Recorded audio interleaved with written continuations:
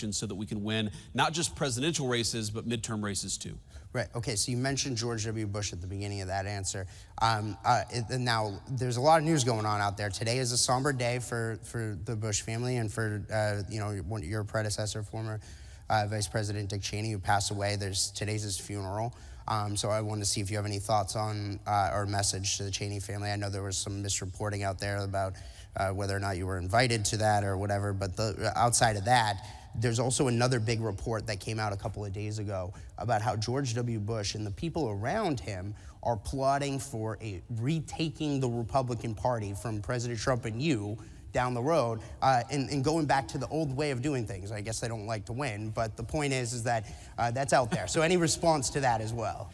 Well, first of all, my condolences go to Dick Cheney and his family. Obviously, there are some political disagreements there, but he was a guy who served his country. We certainly wish his family all the best in this moment of grieving. On the issue of George W. Bush, I mean, look, as you know, Matt, I don't put stock in any story that doesn't come from Matthew J. Boyle at Breitbart News, so this could be totally fake news. But I definitely think, and you already see this, you saw this in 2020, you're going to see it in 2025 and 2026, there is an effort to try to wrest control of the Republican Party away from the voters and away from the coalition that really delivered the big victory in 2024.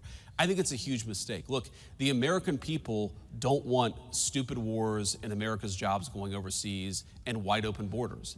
That is, whether intentional or not, that was the legacy of the Republican Party that came before Donald J. Trump. I'm glad the president got us away from that Republican Party. It lost, but it was also a disaster for the United States of America. Let's actually have a foreign policy where we focus on the interests of American citizens. Let's have an economic policy that's about building in the United States of America rather than shipping all of our jobs overseas and getting Wall Street enriched in the process. Let's have an economic policy that's about more self-sufficiency.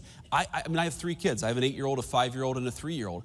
I don't want to wake up in a country where I take my kid to the doctor and they can't get antibiotics because the antibiotics that were invented in the United States of America are manufactured in some foreign country. That is the legacy of the Republican Party that came before Donald J. Trump. We're not going back to it. Okay, so now you mentioned the foreign policy and the deals that we're seeing around the world. One of the things that's been the hallmark here of President Trump's second term, again, we're 10 months to the day since the inauguration, has been these deals. We were going to try to do this event last month, but I know you got called over to Israel on the Gaza deal. Sure. So give us kind of and by the way, we have in the audience here today, I know that there are ambassadors from at least 2 places. The European Union ambassador and the Taiwanese ambassador are here. Walk us through how President Trump has approached these various big picture deals, because I mean, he's got more than, I think, 85% of world GDP now in trade deals. Sure.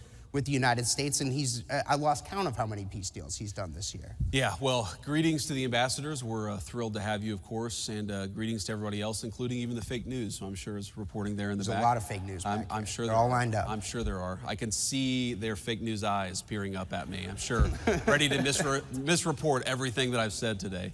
But no, we love you guys too. Kind of. So here's the thing about the president's negotiating style.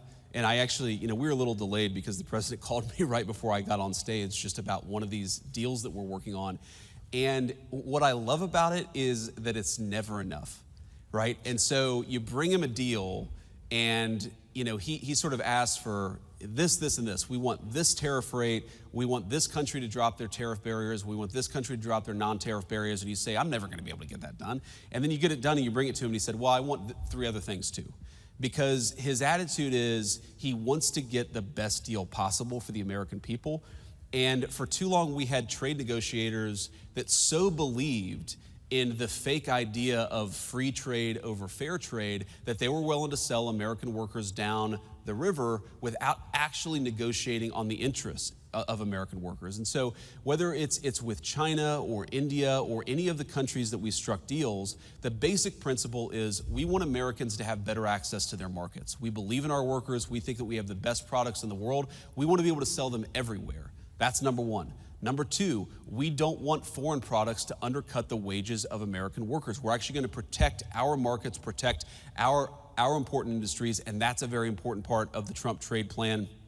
And you've seen it happen in a lot of different ways.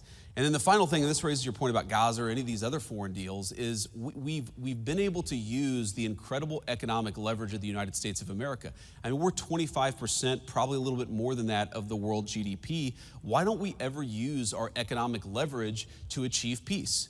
Because when countries aren't fighting each other, when they're actually using their economic talents to manufacture good things rather than weapons to kill each other, then that actually creates incredible economic opportunities for Americans. And that's what the president, that's why he's so focused on peace. He's fundamentally a humanitarian, and we've got 8 peace deals at this point. We're working on number 9 and number 10. And I think that, you know, if he gets number 10 purely for like mathematical harmony, if he gets to 10, the Nobel Prize should be awarded to Donald J. Trump, even though he's certainly earned it with the first 8. But I also think that there's this sense that while he wants to save lives, he also sees a world where people are engaging in commerce with one another rather than killing one another. And he just, you know, he's a tough guy, but he's not a violent human. Like he's not a person, you know, who I think understands violence at a sort of fundamental level. It's like, why don't you stop killing each other and start trading with one another? Why, rather than Russia and Ukraine killing one another, why don't they actually engage in some commerce with one another, travel between the two countries, engage in some sort of cultural exchange? That is his fundamental perspective that he takes into these things. And fundamentally, if we get more peace in the world, it's good for American workers, it's good for the American people, and the president's going to keep on pursuing peace. He's done very well so far, but he's going to keep on working at it. Yeah, so there's a lot I want to pack into this next question. So one of the things what we've seen, I think, since your guys' victory last year,